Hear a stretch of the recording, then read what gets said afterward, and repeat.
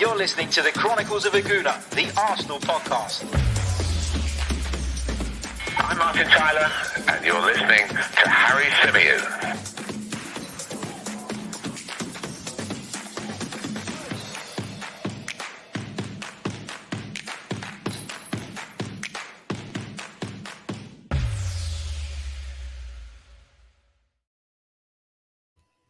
Hello again. Welcome back to the Chronicles of a Gooner, another live edition of the show coming your way. It's the Arsenal podcast brought to you by 90 Min. As ever, I'm your host, Harry Symeou.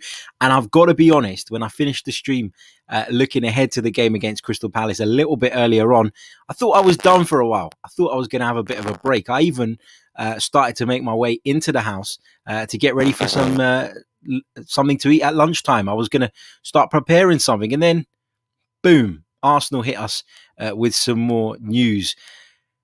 The news hasn't come from Arsenal directly. The news has come from the Athletic's David Ornstein, but we're expecting it to be confirmed sooner rather than later. It feels very much like this is genuine. No reputable reporter out there is saying otherwise. So it appears that Arsenal have hired the Premier League's director of football, Richard Garlick, to join the club. What does that mean? Who is Richard Garlick? We're going to be discussing all of those things during this live edition of the show. If you haven't already, though, make sure you hit the like button. Make sure you subscribe to the channel. It is really, really important. Big hello to everybody who is joining us right now in the live chat. Some of you saying that the audio is not very good. What's wrong with it? Let me know in the chat and I'll try and fix it. I don't know what the issue is. 1 second, stay there. Let me sort this out. Hold on a second. Let's fix this up. Let's change headsets. So bloody annoying. I don't know why this is happening. I do apologize. What if I stick that one in? Let's convert to this one. Is that better? Let me know in the live chat. Is that better? Is that audio better than this microphone? I don't know what on earth is going on. It might be because I've got an adapter plugged in that may have led to this. But yeah, let me know. Is the audio better with this one? Let's see what you guys are saying. Philip Bevan says, sounds a bit fuzzy now and again, but it's not too bad. This one's better, apparently. Okay, let's move this one out of the way. Apologies. So unprofessional of me. Not sure what exactly happened there. But anyway, let's get back to it. Arsenal have hired Richard Garlick, who is currently working for the Premier League, and he will take over as the club's new director of football operations. As I say, the story broken by David Ornstein of The Athletic. He will succeed Hus Fahmy in the position and will work closely with Edu. Who is Richard Garlick? Richard Garlick is the director of football at the Premier League. In his role, he currently has the task of overseeing football operations, football relations, youth development, coaching, and young player education.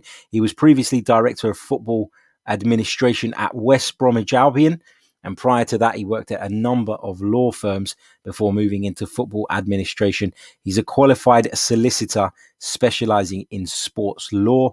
With regards to his role in the at the club, with regards to the role that he'll be taking up at Arsenal, he will work closely with Edu and takes the position previously held by Hus Fahmy.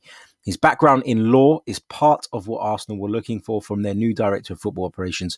Garlick will be expected to work on contracts at the Emirates Stadium. So that is the long and short of it. He's going to be coming in to take up the role that Hus Fahmy walked away from. Some of you in the chat asking if he was sacked. He was not sacked. He walked away from the role. Perhaps there was an indication that the changes were going to be made and Arsenal allowed him to walk away with his dignity, if you like, but Hus Fahmy's moved on. And that happened a little while ago now. So, yeah, it always felt like Arsenal were going to go out there and try and bring somebody else in. And when you think about the skill set of Richard Garlick, it actually probably complements Edu quite well. I think one of the things that Arsenal brought Edu in for was his footballing knowledge, the fact that he does have contacts, that he does have an eye for talent, and I'm not saying that he's always got everything right, but I think that is what Arsenal were looking for in Edu. But I think there were probably concerns about his ability to deal with the legal side of things, his ability to liaise with the FA, the UEFA, the other governing bodies. And it feels like what they've done is they've gone and found somebody who plugs all the gaps and fills all the holes that Edu isn't necessarily trusted to fill. Some of you saying in the chat, too many cooks in the kitchen.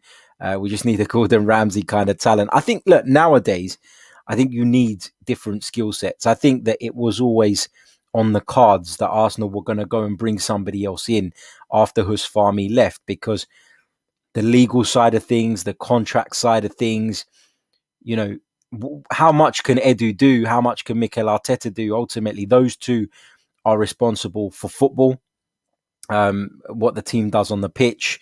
But we're expecting the role of Richard Garlick to be that he will deal with contracts at the Emirates Stadium, is likely to liaise with the governing bodies. Those are some of the things that he did previously in his previous jobs. And also he has a law background, which obviously helps when dealing with transfers, when dealing with negotiations. My understanding is that Richard Garlick is not going to join the club immediately. I think that it's going to be a little bit of time before he comes over. I'm not sure if it was until the end of the season. I will try and find that out for you. But I know from what I've read, I've kind of got the impression that it's not going to be an immediate transition. So this is very much a signing for the near future, but not one that's going to take effect immediately. And if I could share a couple of tweets with you guys from, for example, first of all, James Benj, who joined me on the show the other day, of course, currently working at CBS Sports. Big hello to James. He says, Richard Garlick joining Arsenal, though, as reported last month, the club won't have their new director of football operations in place this month. So perhaps he will be joining in February. It seems like that is the case. Responsibilities will include contract management as well as relationships with football's governing body. So just as I said, he also goes on to say Arsenal were prepared to wait for the right man rather than have someone in place for the January window. Garlick has extensive experience and was highly regarded at West Brom when he left for the Premier League in 2018. Notable that governing body work was not part of Fahmi's remit. So it feels like Arsenal have taken a slightly different direction on this. They probably looked at some of the shortcomings of Husfami. It's not to take anything away from him. It's not to dig the guy out. Just simply, he didn't do that. He didn't manage that. He didn't deal with that. And maybe with Mikel Arteta and Edu in place, Arsenal feel like they need to take that responsibility away from them, put that on somebody else. And so bringing in somebody like Richard Garlick with the experience that he has in and around that kind of area feels like a smart move. You don't become a director of football at the Premier League if you haven't got something about you. Some people will probably look at the fact that it was at West Brom previously and say, oh, it was only West Bromwich Albion. Maybe it's not, maybe it doesn't necessarily signify it was at the top level. When you compare that to when we brought in Raul Sanllehi, who had been at Barcelona, for example, it doesn't seem too glamorous. But obviously Richard Garlick's gone on to do good things with the Premier League, and now Arsenal feel as though he's the right man to come in, provide a little bit more administrative support in the background to Edu and Mikel Arteta. As I say, deal with the finances, deal with the contracts, deal with the relationships with those governing bodies. Maybe, or not maybe, he is more polished in that department than Edu is, for example. And that frees up Edu as well. We've given Edu and Mikel Arteta quite a bit of stick over the last few months when the two of them have kind of been, to use a phrase that Manchester United fans like to use, at the wheel. But ultimately they've had to deal with things that aren't necessarily within their remit. They've had to extend their roles beyond probably what they thought they were going to be when they came into the football club. They've had to deal with different situations. Add to that the pandemic, the uncertainty around all of that. It hasn't been easy for those two. And the fact that Arsenal have gone and brought somebody else in indicates, doesn't it, that the club are well aware of that. I would argue that the plan was always to bring in another person, a third person, as part of this hierarchy, as part of this structure at the football club. And Arsenal have got their man, Richard Garlick. Let's see what he does. Let's see what he brings to the table. At the end of the day, I'm not going to sit here and pretend to know a massive amount about him. I've done a little bit of research, obviously, before jumping on this podcast. But as you know, the news broke less than an hour ago from David Ornstein. So it's still very fresh. And I'm sure further details will emerge in the coming hours, in the coming days. And then from then on, we'll know a little bit more. Let's go over to the live chat box. Jack the Ripper says the saga continues with the world's most dangerous club. Just a couple of you telling me about the audio stuff, saying that it's better now. Good stuff. Apologies for that again at the beginning. I'm not sure why the mic was crackling. I've got it plugged in through an extension. Maybe that was what it was. I definitely won't do that again. Big hello to Anton. Big hello to Ray. Anton asking if he's going to take the role of Edu. No, he'll be brought in to work alongside Edu. He's being brought in as a replacement for Husfami, who, of course, recently departed the club. So those of you asking in the chat, Edu has not been fired. Edu stays in his current role. Edu is still there. Edu will still continue to do what he's been doing alongside Mikel Arteta, and that is taking care of the football side of things. Xander, one of our members, asks, do you think this is a step to move Edu out in the summer? I don't. As I said, I feel like this is a guy coming in with a very different skill set, and a guy that has been brought in to hopefully complement the skills of Edu and Mikel Arteta. So no, I don't believe that it's a step to move Edu out in the summer. I think that the club, and put the fan opinion aside, I think the club themselves are pretty pleased with the job that Edu's done so far, if I'm honest.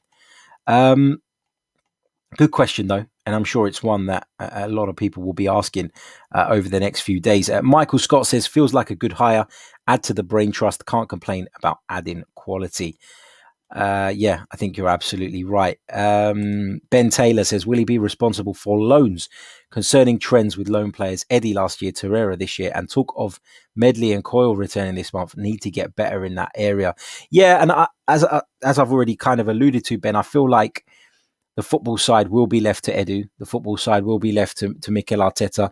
The pair of them seem to have struck a pretty decent understanding. Yeah, there were reports over the summer of some disagreements around potential transfer targets, but that's going to happen. You know, they're not, two people are never completely going to be in sync all of the time. I think, as I said, bringing in somebody like Richard Garlick, who will come in and take off some of the weight from Edu's shoulders at the moment, will probably give him a little bit more time, a little bit more capacity actually to deal with things like what you mentioned, the loans. You know, it is concerning. We are sending players out on loans. They're not going to the right clubs. They're not getting the game time they need. They're not getting the right support, and that is obviously a concern and a worry. So yeah, that is certainly an area we need to improve on, and hopefully bringing Mr. Garlick in will allow some of the other guys to get a little bit more hands-on in that department. Want to say a big thank you to Rory Mansbridge, who's just signed up while we're live on air to become a member of the Chronicles of a Gooner YouTube channel. Rory, thank you so much, mate, for your support. Really, really appreciate it. Head over to the chat, the community tab, after this podcast, where I'll be dropping a new Discord link. And this Discord link doesn't expire. Thank you to Xander in the chat and to a couple of others, to Topher as well, who messaged me to tell me that I could stop that link expiring, which is obviously very, very helpful because I was having to upload it every day. It's been a pain in the ass. So thank you, Rory, for signing up. If you're interested in signing up, if you want to support the podcast, if you want to help me to create more Arsenal content, better Arsenal content with better guests, with everything, then please check out our membership proposition. Click the link in the chat, in the description. It will take you to a page that shows you the 3 tiers that are available, and you can decide which, if any, are suitable for you. Also, a heads up to members as well that later on this afternoon, around about 4ish, I'll be dropping in the Q&A video that was promised in the Discord server. So keep your eyes peeled for that as well. But Rory, thank you so much, mate. Really appreciate it. Right, let's go back to some more of your comments. Carrie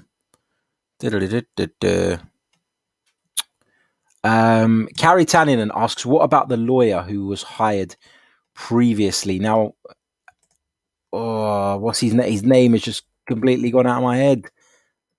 Lewis. Is it Lewis? Tim Lewis, I want to say. Yeah, Tim Lewis. So Tim Lewis has come into the club, but he's been appointed as a non-executive director of Arsenal. So he's part of the board. He joins the board. He's not going to be in the day-to-day running of the club. I think that Tim Lewis was brought in because he is a legal man. He's a close ally and associate of the Chronicles, and there was a feeling from the club's owners that things weren't quite being done properly. Obviously, his arrival and his findings ultimately led to Raul, in my opinion, being pushed out the door. So it feels like there was a little bit of foul play going on behind the scenes, and he's come in obviously to try and identify that, to try and help the Cronkies understand a little bit better what was going on at their football club. But as I said, he comes in as a non-executive director, and he will join the board. But it doesn't mean he's involved in in the world of the Edus and the Mikel Artetas. So he's still there. There's no change with that. But that's what we are. RJ asked if he was any good at West Bromwich Albion. Well, I'm not going to sit here and lie to you, RJ, and say that I paid particular attention to West Bromwich Albion during the time he was there. But from what I read, from what I understand, from what I'm told, he did do a good job there, and that's what ultimately led to him being offered a role with the Premier League. So you can only assume that given that he took such a big role, look, at the end of the day, being the director of football for the Premier League is a big responsibility, and I'll just highlight what some of those responsibilities were.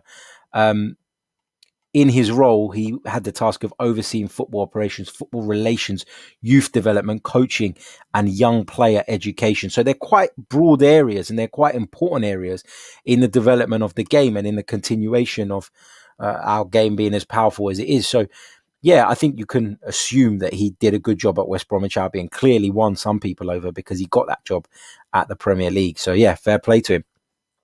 Paul P, one of our members, how you doing, Paul? Says, don't have much spare time. Rate yours and Curtis's shows as being the best ones to watch. Thank you, mate. And it's a pleasure to have you on board as a member. Really appreciate it.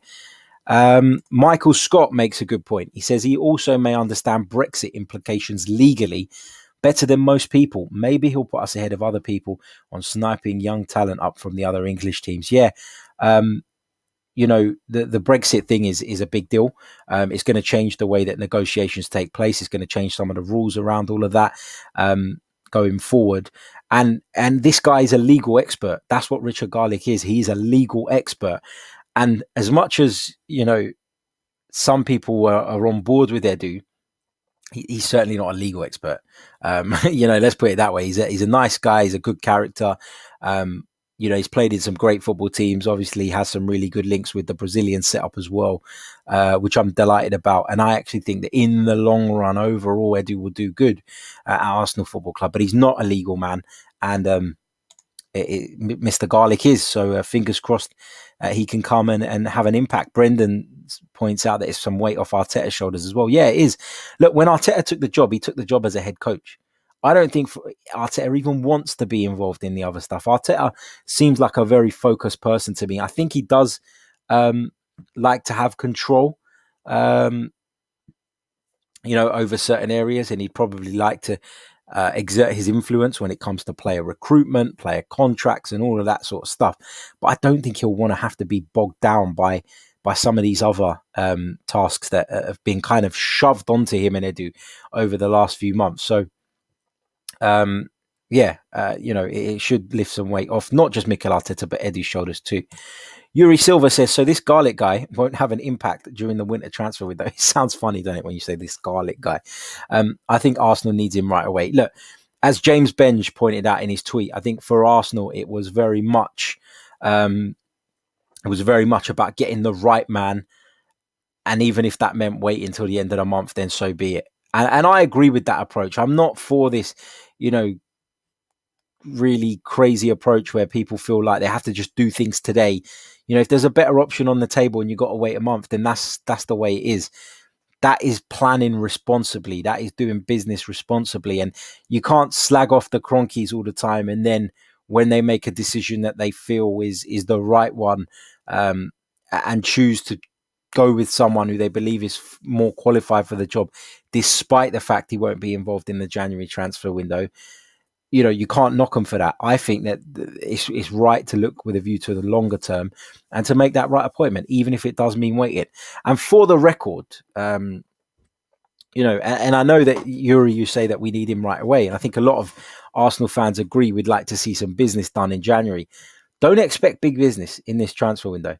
Don't expect major business, honestly, unless there are outgoings, unless we're able to get players off the wage bill and then able to strike deals with potential new players that mean Arsenal paying in structured payments or whatever.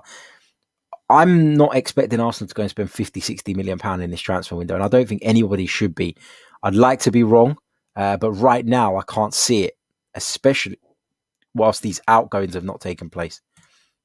Big hello to the Texas Gunner. It says, morning, Harry. Smash the like, people. The man is working for us. Yes, hit the like button if you haven't already. I didn't even get to eat my lunch because this bloody news broke. Jesus, it just literally... I finished on the last one. I cut it up. I edited it. I put it out on the audio platforms. Filled out the description. Hit submit. Pushed my chair back literally like this to get up and go make something to eat. And boom. David Ornstein's article drops. Peter Redpath says, positive news. What happens to Jurabshan now? Let's hope Richard brings stability to the club's transfer dealings. No more rubbish in the door. And no doubt he'll be helping with the clear out. What happens to Jurabshan? Well, Jurabshan's got a relationship with Edu. And I don't think that's going to change. Arsenal will probably continue to use Kia Jurabshan.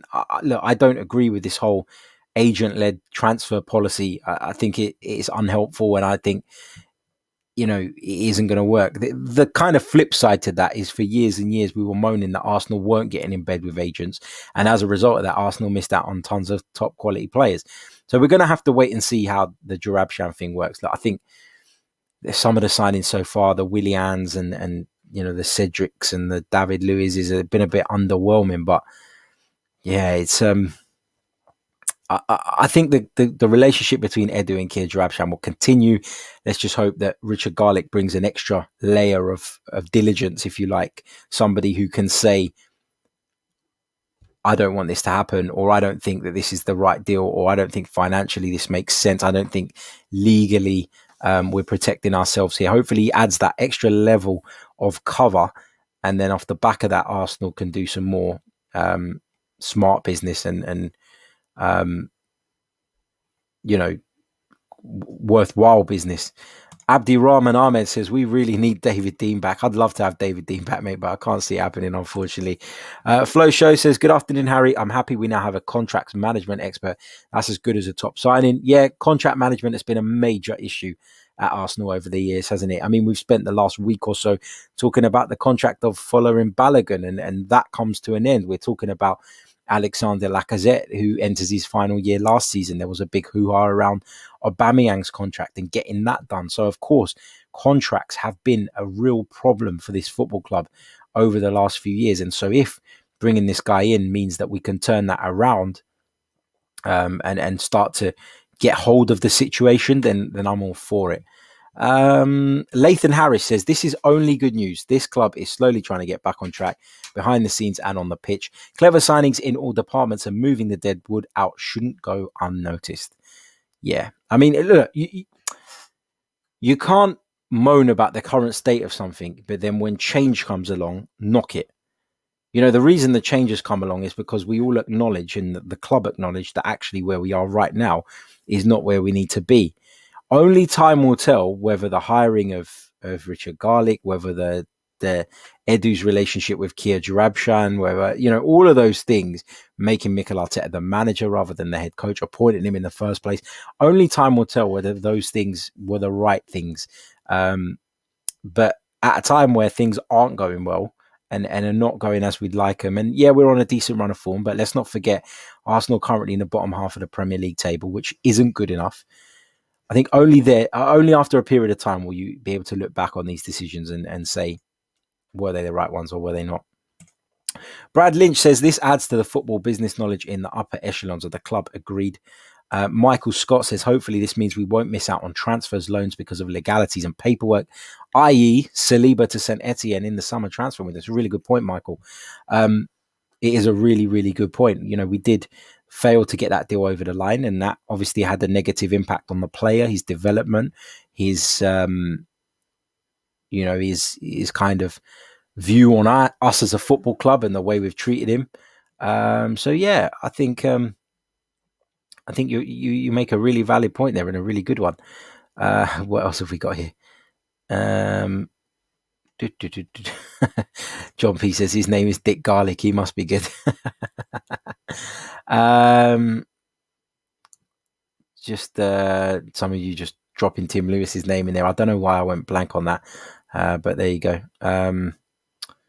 See what else you've got here. Deb Chakrabarti says, Harry, you look like Sokratis' brother. Are you guys related? No, we're not related. We're not related, but we're both Greek. Maybe that's what it is.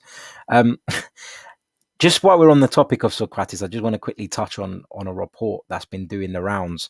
Fabrizio Romano apparently claims that Sokratis has been offered to Liverpool. Now, we know Liverpool are in dire straits when it comes to their central defensive options. Lots and lots of problems behind the scenes. They've lost Virgil van Dijk. They can't really rely on the fitness of Joel Matip. They're having to use Nathaniel, is it Phillips, as one of their options, Reece Willian as another. And they've had to even at times play Jordan Henderson there. So it wouldn't be the craziest thing in the world if Liverpool were to sign Sokratis, but I just can't see it happening. I can't see him being an option. I don't think he's comfortable on the ball enough for Liverpool. How would they get him now? They'd have to pay a fee, I'm assuming, for us to let him go. What would be the deal with that? I don't know. But it's an interesting report and a story that for me just literally creeped up on me. Here's an interesting one. If you're bored this afternoon and you want to do a bit of research, check it out. Has a Greek ever won the Premier League before? Because if Sokratis goes to Liverpool, he could well. I'm a Greek, I should know this, but I don't. I can't think of one off the top of my head. No, I don't think there has been one. Pretty sure there hasn't, but definitely worth checking out. Neil says, this just goes to show once again that we have useless owners and they clearly don't understand football, referring to the appointment of Richard Garlick. I'm interested to know why you think that. This geezer's given me no...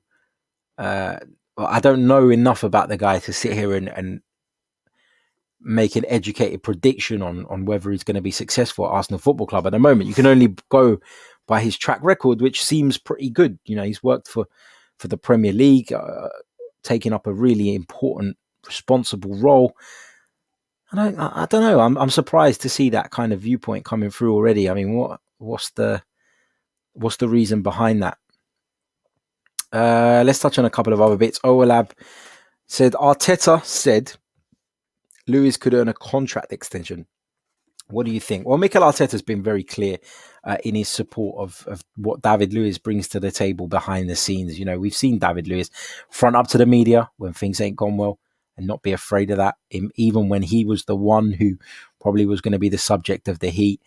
We've seen that he's got a really good relationship with a lot of the youngsters. They speak very, very highly of David Luiz and what he brings to the table. So, look, I think that we have to start looking to move away from David Luiz as a first choice centre back now. I think you've got Gabriel there, you've got Pablo Mari there.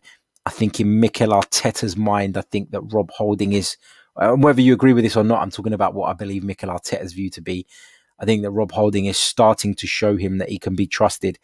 And so I think David Luiz is falling down the pecking order slowly. But don't underestimate what he brings to the table behind the scenes, off the field. I think that is massive. And when you're starting to sort of breed through a group of young players, and you're expecting those young players to be the ones that take you on to the next level, that push you forward. I think having players like David Luiz in and around the place can only be a good thing. Look, I personally, if it were me, I wouldn't give him a contract extension. I'd imagine David Luiz is on a very healthy salary, and I'd rather that went to somebody that is part of the future for Arsenal, is part of the long-term plan. Having said that, though, I wouldn't be outraged if he was given one. So I'm kind of a little bit on the fence, but no, I'm not on the fence. I wouldn't do it. I wouldn't give him the contract. But if they do give him the contract, if the terms are right, and by that I mean it's a 1-year deal, not what we've done with Willian and give him a 3-year deal. If it's a 1-year deal, I wouldn't necessarily be complaining too much. Let's see what else we've got here. In terms of your questions, Ben Taylor says, what you got for lunch? I got a leftover pasta dish from last night, mate. Made way too much with the view to tuck it in for lunch today. But the hiring of Dick Garlick just put that to bed. Let's see what else you guys are saying in the live chat. Big hello to Easy Boy, joins us live from Dubai City. Super curly one. It says, Happy New Year, Chronicles AFC. You absolute and utter legend. You are the Celine Dion of Twitch. A goddamn legend. Thank you very much, mate. I'm not sure what that means, but there you go. Going back to that question I put about the Greek player, that whether a Greek player has won the Premier League before. George says 25 Greek players have played in the league, but none of them have won it. John P asks if Tavlaridis won the league with Arsenal when he was there. He wouldn't have got a medal though, would he? Because back then, more so I think than now, and I'm not 100% sure on this, but back then you had to play a certain amount of games, didn't you, to get a medal? I think you still do now. But he wouldn't have played enough games in the Premier League, certainly, I don't think. Someone made a point about Symeou at Liverpool being the first Greek to win the Premier. I think that's probably right. But when did he join Liverpool? Midway through last season, is that right? Let's have a quick look at that. I only want to give out the right information, so I want to check this one out. I'm pretty sure he was signed midway through last season, because I remember going on a couple of Liverpool channels to talk about him. When did he sign for Liverpool? Let's have a look. No, he signed in August. So he didn't. He hasn't won the Premier League with Liverpool, but he might do this season. So he could be the first one. Mitroglou won it with Fulham. What else have you got for me in the comments? Do you know what I love about you guys? I've got the most knowledgeable, loyal listener base, because when I put a question out like that, look how many of you come up with the right answer just like that. It's brilliant. Love it. Thank you so much. And while I'm on that subject, I might as well take the opportunity to thank you all once again, because as you'll know, as I keep saying, we've put out the membership scheme. We put it out on Saturday. So far, we've had loads of you sign up, way more than I expected. And there are still loads of you actually that have signed up for memberships and haven't even joined the Discord server. So please do that, because it is part of the package and I want you guys to get the full value of it. So sign up to the Discord server if you haven't already. But yeah, truly humbled by the number of you that have signed up, and it helps me as a freelancer spend more time on this channel rather than sort of chasing other work. So it's a massive help, and I truly appreciate it. So thank you to everyone that's signed up, and thank you in advance to everyone that's gonna sign up. If you are interested in checking it out, click the link in the description for more information, and from there you can join if you wish to do so. Right. Let's see what else we've got on here in terms of your questions. Get your questions in, and we'll pick out a few of those before we wrap it up. Talau asking if I'll be on the gas tank today. I'm not. It's the preview show today, TFP. I'm not on it this week. Arsenal playing Newcastle, so that's not deemed big and significant enough, you know. Right, let's go back to the chat box. Let's pick out some of your questions. There was a couple of good ones. Xander, do you think the Willian deal would have been done with Garlick already in? I don't expect. I don't expect him to be. I don't expect him to be weighing in on football decisions, if I'm honest. But I could be wrong. Again, look, this is a new thing. We don't know what's going on exactly. And we don't know exactly how this is all going to unfold. But my initial thought would be that he won't get involved in footballing decisions.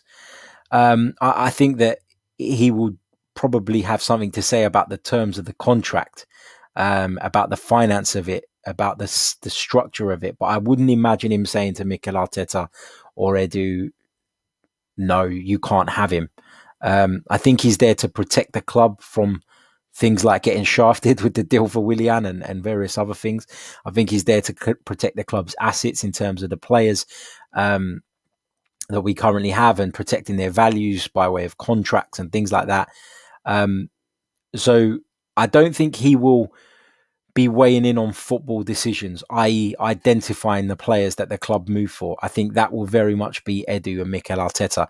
But I do think his job will be to provide, as I said already, that extra layer of diligence, that extra layer of protection, like using the contract thing, to prevent us giving bad contracts to people, to prevent us letting players' contracts run down and us suffering as a result.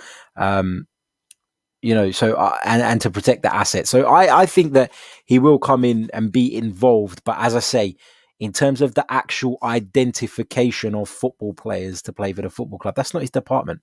So I don't think you're going to see him get involved too much in that. Let's pick up a couple more. Jason Barnetto asks, any news on the Balogun contract? I hope he stays, as I see it repeating the Gnabry situation. No news at the moment, mate. As far as I'm aware, the contract talks are still stalling. We've heard it from Fabrizio Romano that there are about 15 clubs that have come to the table for Folarin Balogun. So he's got plenty of options. There are reports that he was linked with RB, that he had a deal in place with RB Leipzig just a couple of days ago. Those reports were quickly rubbished though, so I don't know what the actual deal is on that. I wouldn't rule it out, but it doesn't feel like that's going to happen. But yeah, no update, and I wouldn't be surprised if he does join. To be honest, I don't see him. I don't see him signing on. I really don't. I think if it was going to happen, it would have happened by now. Let's see what else you got here in terms of your questions. Rory asks, would it be smart to allow Jack Wilshere to train and possibly bring him back on a pay-as-you-play contract? I read in one of the papers this morning that he might be offered a short-term deal at Bournemouth, which feels a little bit more suitable for Jack Wilshere right now. I know the Championship's a little bit more robust and rugged, and he probably end up picking up more injuries than he has done previously, but that's the direction that Jack Wilshere seems to be heading in at the moment. For me, listen, I'm not a fan of going back to an ex. I don't think it works. Jack Wilshere really struggled towards the end of his Arsenal career for a number of reasons, and ultimately he was allowed to move on, and I think that was the right decision. Didn't really work out for him at West Ham, which is unfortunate because from what I understand, West Ham was the club he supported as a boy. Didn't feel he got a fair crack of the whip from David Moyes. He's still working away to try and find a club. But I understand that Bournemouth are showing some interest in potentially taking Jack Wilshere on. So I think he may well end up there. YouTube user, I think you must have changed your screen name, says, not an Arsenal related question, Harry, but who is your favourite team other than Arsenal? And who is the best player in the world, not just on current form?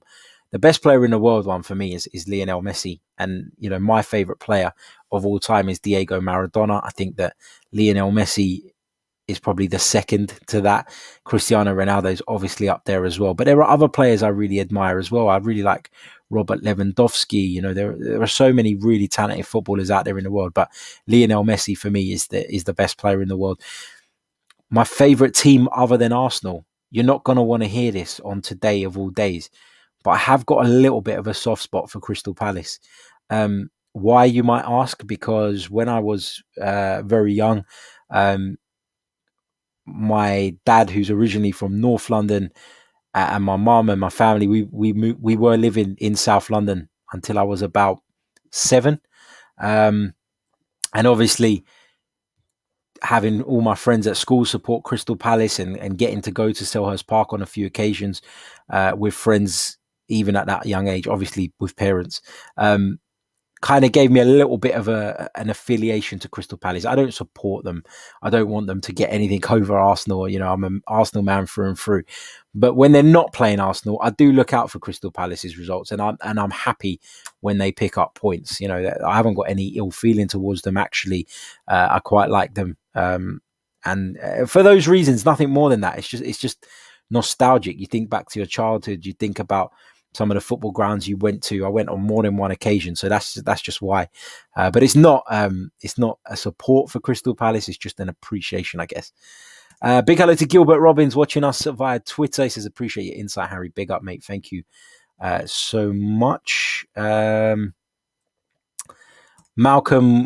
Mokwenazi says, according to James Ollie, he'll oversee football operations over the first team and academy contracts. Yeah, so he's going to have an oversight over all of those things for sure. And that is very similar. That makes sense because it ties in very well with the role that he was doing at the Premier League, which, as I revealed to you guys earlier, in his role, he had a task of overseeing football operations, football relations,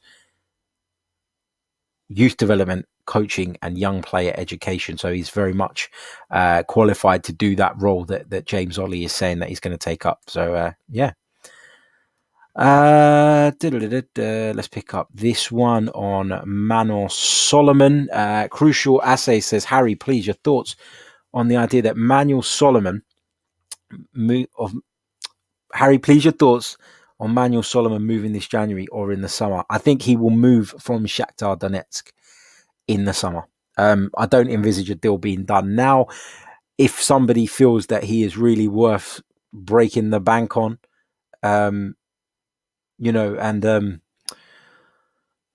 he is someone worth really pushing the boat out to get, then maybe some teams will feel that making a move in January will avoid them getting into a bit of a scrap for his signature in the summer. So potentially, but I don't see him coming to Arsenal anyway in January. I don't even really see him coming to Arsenal in the summer.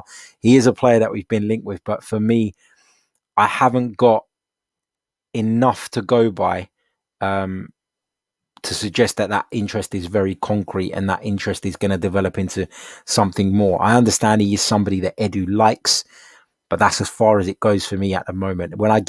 If I get any further information on that, I will of course share it with you guys. But from what I know, he's a player that Arsenal admire. His representatives have been talking about that, but they could be just trying to drum up interest as well. So we'll have to wait and see on that. But I'm not expecting him to come in January. And at this moment, I'm not even expecting him to come in the summer. Looks a talented player, looks a talented individual, but I don't imagine he's going to end up at Arsenal in the next 12 months or so. Stephen, one of our members, says, Harry, have you heard anything about new contracts for Leno or Emil Smith-Rowe? I have not. But if I do, I will make sure that we speak about it on the show for sure. But at this moment in time, no updates, no information on that. At the moment, Julian says, for me, his other team or the team he likes out of the rest is QPR for similar reasons to me regarding Crystal Palace. Gooner Tell says, hi Harry, I do see your previous points regarding Balogun, but why not tie him to a better contract and loan him out for first team football? Everyone is then happy and we protect an asset. If he doesn't fulfill his potential, we can sell him and get some cash in for him. Yeah, look, my understanding of the current situation with Balogun is that finance isn't an issue. It's that the club isn't an issue. That the problem is that Mikel Arteta at this moment in time cannot guarantee him the amount of game time that he wants. And why should he guarantee him the game time? The guy has played very little football at senior level. There's Aubameyang, there's Lacazette. I would argue that he probably deserves more opportunities over Eddie Nketiah. But anyway, there's 3 other people that can play at centre forward at the football club right now. So he can't be guaranteed first team opportunities. And I think that Mikel Arteta is being fair to to the player by being open and honest with him about that. Why you're not going to sit there and promise him the world and tell him he's going to be playing every week and then keep him on the bench and hinder his development. Mikel will say that it's the agent that's causing the problem. He said that the club want him to stay. He says that Balogun wants to stay. Well, if that was really the case, if Balogun and Mikel Arteta, as I've said previously, were completely on the same page, then that deal would be done and he would sign a contract extension at the Arsenal, which suggests that something isn't quite right. Mikel's not going to come out and discuss that publicly. He's not going to tell everybody exactly what's going on that. People should stop expecting that from press conferences because it very rarely happens. In an ideal world, I would like us to tie him down and loan him out. But given that the reports from some of the transfer gurus, if you like Fabrizio Romano, are suggesting that he's got 15 offers on the table, you can forgive the young lad for thinking he can move on elsewhere and give a real crack. He can give it a real go and have a real crack at it somewhere else. So it's a difficult one. But as I always say, I think game time is the big issue here and the big stumbling point with regards to these negotiations. Talau Ashur says, Harry, could you rank your most hated teams? I'll give you my top three. Tottenham, obviously, number one. In joint first, I'll give you Manchester United, and I always bring them to the table in this conversation because they were our biggest rivals during my sort of upbringing. Had a lot of hatred for them, a lot of animosity towards them. And when I think back to the way I was and some of the things I used to say, I don't regret it because I still genuinely feel that hatred inside me for Man United. But I was really anti-United. I put Spurs at the top, obviously, because they're Spurs and they're our rivals. But I've got to be honest, that rivalry's only really developed over the last 10 years or so, maybe a little bit longer. Because prior to that, Spurs were nowhere near us. When I was growing up, 2004, 2005, when I was 14, 15 years old and really I was hooked on football from 6 or 7, but 14, 15, you've been watching football for a few years. You understand a lot more. Tottenham Hotspur were just nowhere near us as a football club, not in any way. They were on the pitch. They were awful. They were in disarray, constantly chopping and changing their managers. They were just a really poor side. And so there was never any, yes, there was a hatred towards them, but it only used to surface for me during the North London derbies or in that week or in the week, if that makes sense, because they just were on a completely different planet to us. So United and Spurs definitely right up there. Third, I'm going to go with Cardiff City. And you're probably thinking that's a little bit random and why would I put them ahead of like Liverpool or Chelsea? Basically, I went to Cardiff City away twice when I was first getting into sort of going to away games by myself sort of thing with mates and stuff. And twice, literally, we received dog's abuse from the home fans constantly. It was relentless. They were throwing things at us at the old Ninian Park Stadium. We were walking back to the coach because we had to be escorted by the police and they were chucking things over the top of the police into us. And I can't even explain it. I can't do it justice in my explanation, but I had 2 really bad experiences at Cardiff away and it's put them right up there for me. If I know it's not a reflection of the people of Cardiff or the Welsh people, but Cardiff City fans, they're a nasty bunch, and they're right up there for me. Millwall are up there as well. Went to a Millwall game. Don't know if you'd say I had the pleasure or probably the displeasure. Just some of the things I saw there, it was like a throwback to the hooligan days. Idiots everywhere you turned, and Millwall are up there as well. Cardiff are up there. Chelsea are up there too. But yeah, those are probably, I name all of those clubs, but for me, Tottenham and Manchester United are way out there in front of everybody else. So yeah, that's where I am. Let's see what some of you guys are saying. John P says Spurs, Chelsea, Man United. Adam says Tottenham, United and Chelsea. 28 Guy Happy says, yeah, Spurs and United for me too. Stoke, too, but I don't punch down. Stoke coming into the mix as well. Stoke coming into the mix for sure. Big hello to Rory Jennings, who's joining us live in the chat at the moment. Head over to Rory's channel. Rory, we got to get you on here soon, mate. We got to have a little bit of a chat about all things Premier League and football. So I'll give you a shout in the very near future. He also goes on to say, I remember when you played at Ninian. Horrible place to go to. Couldn't stand it. Paul Friedman says, went to a South Wales derby as a neutral. Agree. 100% ruthless abuse. I'm glad that someone is someone agrees with me on that. Rory's got Tottenham and Leeds. Being a Chelsea fan, that makes perfect sense.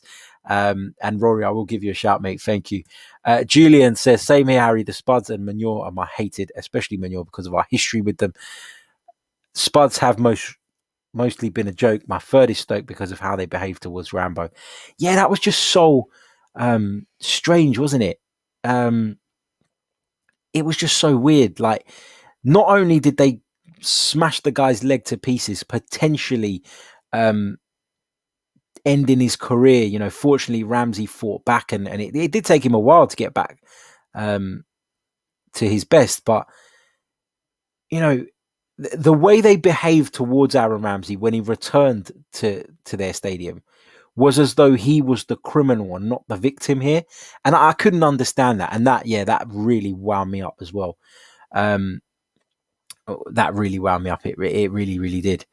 A couple of you mentioning some reports that have been doing the rounds with regards to Nuno Espirito Santo, the Wolverhampton Wanderers boss. I'm just going to bring this up because I've read it a couple of times. And I've read two slightly different ones, and I don't know which one is the right one. Let's go with this one because this is what is coming up most frequently. According to it comes from the Sun are writing this. So I don't know if it initially or originally originates from them, but the Sun have been talking about. Forget that it's the Sun for a minute. Let's put it that way. There are reports coming out from multiple outlets today, which is suggesting that Jorge Mendes, Nuno Espirito Santo's agent, is on the lookout for a new Premier League club for the 46-year-old. Now, he extended his contract with Wolves in September until 2023. But according to Sun Sport, Mendes is actively searching for a change of scenery for his client, whose reputation has soared over the past few seasons. He's keen to remain in England's top flight, and Mendes was in talks with Arsenal over a potential switch. However, Mikel Arteta's recent resurgence and upturn in results saw those talks scupper. That's interesting. Basically, it's suggesting that during the difficult period that Mikel Arteta went through earlier on in the season, Arsenal were talking to Mendes about Nuno Espirito Santo. I'm not even sure I believe that. As I've said previously about Mikel Arteta, and whether you like him or you don't, whether you agree with his methods or you don't, that is basically claiming that the club were making arrangements in the event that they had to sack Mikel Arteta. But actually, my view is that Mikel Arteta was never, in the club's eyes anyway, certainly was with regards to the fan base, but in the club's eyes, I don't think that Mikel was ever under that amount of pressure. I'd be very surprised if that were true, if Arsenal were in discussions about bringing Nuno Espirito Santo to the Emirates Stadium during that period that Mikel Arteta was struggling. I'm not sure I believe that. I'm not sure I buy that. Let me know what you think in the chat. I actually like Nuno Espirito Santo. I think he's a decent manager. I think at times he can be accused of being a little bit boring in the way his teams play football. But I think he's tried to address that by switching back to a back four this season. He's tried to address that by adding an extra midfielder, an extra sort of attacking influence, if you like. But yeah, he would have been an option at the time that Unai Emery was sacked. And I think that Nuno Espirito Santo's stock at that point was probably higher than it is now. You know, he'd got Wolves promoted, secured a really good first season in the division, which I think they finished 7th off the top of my head, that is. So, he certainly made a real name for himself and a real reputation for himself. And I would have considered him then. I feel like the stock of Nuno Espirito Santo has dropped a little bit because Wolves, they're not doing that well this season. They've blown very hot and cold throughout this campaign so far. They're down in 14th at the moment. That's 7 positions lower than where they finished last season. Granted, it's still early days and they could still climb up the table, but I'm not. I would have been bigger on the idea of Nuno Espirito Santo after Unai Emery was sacked than I am now. Put it that way. MB Gooner fan asks if I'd have taken Luis Enrique if possible. I know the questions are going a little bit random now. We were talking about the breaking news that Arsenal have hired Richard Garlick, still currently with the Premier League, but he'll be leaving the Premier League and leaving his role of director of football to join Arsenal as the new director of football operations. So that's the main headline here. That's what we're focusing on, or we have been focusing on for the majority of this stream. But we're now into the Q&A session, which I love, by the way. I love the interaction, so keep them coming. We've somehow gone from that to Sokratis, to Balogun, and now we're on to managers. So, yeah, great stuff. And that's the great thing about an interactive live podcast. Would you have taken Luis Enrique if possible? Again, one that I was never massively big on, if I'm honest. It's not that I don't have respect for him and what he's done. It wasn't one that really jumped out to me. John P says he likes the guy at Southampton. His name escapes me. He has a touch of Klopp. Ralph Hasenhuttl, I believe, is the man that you are looking for, sir. Yeah, I like Ralph Hasenhuttl as well. I think he's doing a really, really good job. Banos says Mick McCarthy is now available. Of course, Mick McCarthy sacked from his role with Abo Nicosia in Cyprus. Yeah, he's available. That was never going to work. Mick McCarthy going to Cyprus in the Cypriot League. He thought he was going to sit on the beach every day, sip cocktails and just walk his way through the Cypriot League. It's not the greatest league in the world. It's miles from it, but it's competitive. There are a few big clubs. There's a lot of rivalries. It's taken very seriously by the people there, at least. But yeah, Mick McCarthy had an absolute mare, and as a result, lost his job. Let's see what else we've got here. Inter Yanan says, I'd take Sean Dyche over Mikel Arteta. Oh my God. Really? I don't want to see Sean Dyche anywhere near my football club. Anywhere near it. Horrible manager. Moans all the time. Complains all the time. Not a fan. I am a fan, however, of this guy that Majid brings up in the chat, Julian Lopetegui. I think he's a very, very good manager. I think he's done really, really well. And you wonder what Spain would have achieved in that last tournament had he not walked just before the tournament or been pushed just before the tournament. Can't remember the exact details of that, but I just remember him leaving them in absolute disarray. Sorry, a comment just made me laugh. Inter Yanan said about he said he liked Sean Dyche, and Mellon said this guy's also into Nans though. So good little bit of banter in the chat box there. Where was I? Lopetegui did really well at Seville as well. Guided them to another Europa League title last season. So yeah, really good manager, top manager. Someone wouldn't be against seeing at the Emirates Stadium in the future. But for now, I'm on board with Mikel Arteta. Let's support him. Let's keep going. Let's get behind him and let's push the club forward. And fingers crossed, we can hopefully get back into the Emirates sooner rather than later. Just one other thing, actually, that I want to bring to your attention whilst we are live and we're talking about managers, because it seems to have been the hot topic for a little while now. According to some reports, the Bayern Munich boss Hansi Flick has been sacked with immediate effect. Why on earth has that happened? Bayern are top of the Bundesliga. They're still in Europe. They're the current reigning European champions. They're absolutely flying. They've been, in my opinion, the best team in world football over the last 2 years by a mile. Why has he been sacked? I know they got knocked out of the German Cup last night by a lower league side yesterday. They were knocked out by second tier side Holstein Kiel, despite having the lead twice. Bayern threw it away. It was a 2-2 draw in the end, and the second tier side Holstein Kiel, have I said that right? I hope so. They went on to win the penalty shootout by 6-5. So yeah, obviously that's a massive blow and it's an embarrassing result for Bayern Munich. But is that enough to get Hansi Flick sacked? I mean, how high up will it in Bayern Munich's priorities would the DFB Pokal Cup have been? Surely it's third, right? Surely it's behind the league and the Champions League. Madness. I mean, I know they've been locked out of the German Cup, and as RD Holyfield says in the chat, the standards are very high at Bayern. Yeah, that's probably why they're so successful in comparison to us, for example. But it just feels absolutely insane. You know, as Xander points out in the chat, 1 defeat in 2020 and 2 in 2021 so far is a sackable offence. Wow. Big news there coming out of Bayern Munich, but that hasn't been confirmed yet. There's reports doing the rounds. Apparently, Bayern Munich are going to make an official announcement tomorrow. Right, we've been going an hour. That brings me to the end of this live edition of the podcast. Wasn't even planning on doing this one, but the news broke.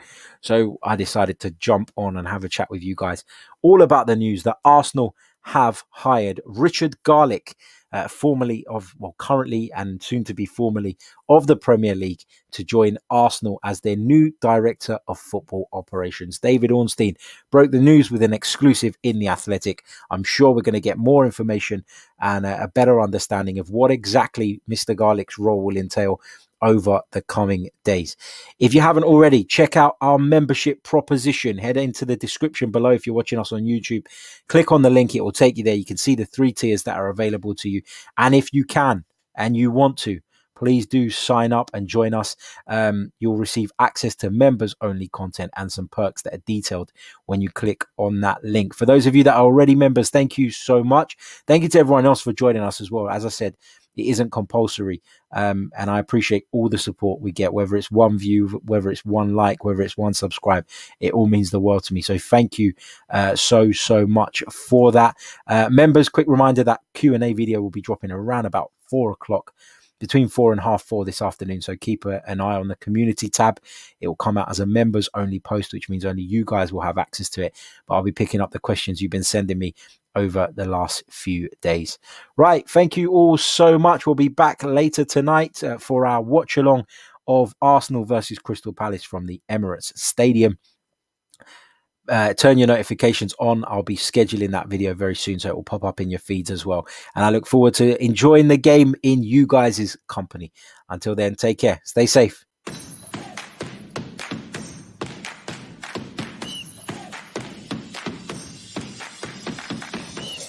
You're listening to the Chronicles of a Gooner, the Arsenal podcast. I'm Martin Tyler, and you're listening to Harry Symeou.